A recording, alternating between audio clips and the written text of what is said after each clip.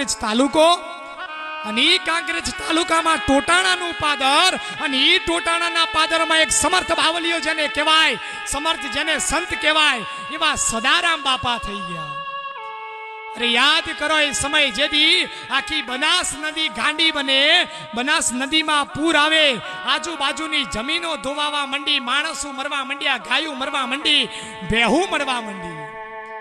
બધા માણસોના આંખમાંથી આહુડા નીકળી જાય. 33 કોટીને એમને યાદ કરે એટલું ને આભા મંડળમાં રેલી ભગવતીને યાદ કરે, એ ભોળિયાનાથને યાદ કરો કે તમે મને બચાવો. એ માં આ બનાસ ગાંડી મરશે, અમે માણસું મરી જાશું.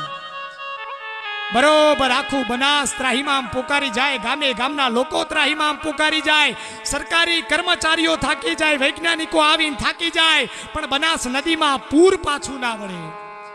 પણ એ સમયે બધા માણસે એટલી ખબર પડી કે જે સમયે આપણા દેશમાં કોઈ પણ જાતનું એ નુકસાન થાય કે કદાચ આ દેશમાં કોઈ પણ જાતનું સંકટ આવે ને તો એ સંકટમાંથી પાર ઉતારે તો આ દેશનો સંત ઉતારી હતો. અને બધા માણસો ભેગા થયા. હાલના આપણા ટોટાણાના પાદરમાં સદારામ બાપા પહેણ જાય અને સદારામ બાપાને જઈને કીધું કે એ બાપા, બનાસ નદી ગાંડી બની છે, બનાસ નદીમાં પૂર આવ્યું, બધા માણસો ગાયું ભેહું મરવા માંડી, અમારા ખેડૂતોના ઈ પાક ધોવાવા માંડ્યા, અમારી જમીનો ધોવાઈ જાય. બાપા અમે હું ખાશું અને અમે હું પીશું, દાદા તમે લાજ રાખો.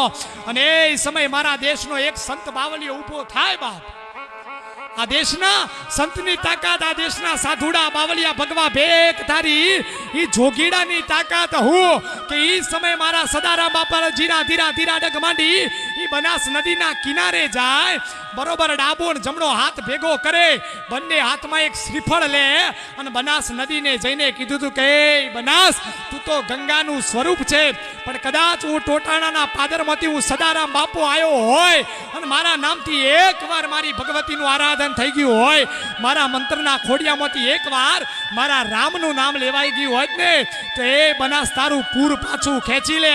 અને મારા દેશનો સંત બાવલીઓ બે હાથમાંથી એક શ્રીફળ બનાસ નદીમાં પધરાવે અને આખી બનાસ નદીનું પૂર પાછું વાળી દે. મારા દેશના સંતની તાકાત. હું તો ફરીવાર કહું છું કે જે સમયે ભારત દેશમાં ઈ સંકટના વાદળા આવી જાય, ઈ સંકટના વાયરા વાવા માંડે, ઈ સમયે આ દેશનો સંત બચાવી શકે, આ દેશનો બાવલીઓ બચાવી શકે, આ દેશનો જોગીડો બચાવી શકે. દરેકને જય અર્બુદા.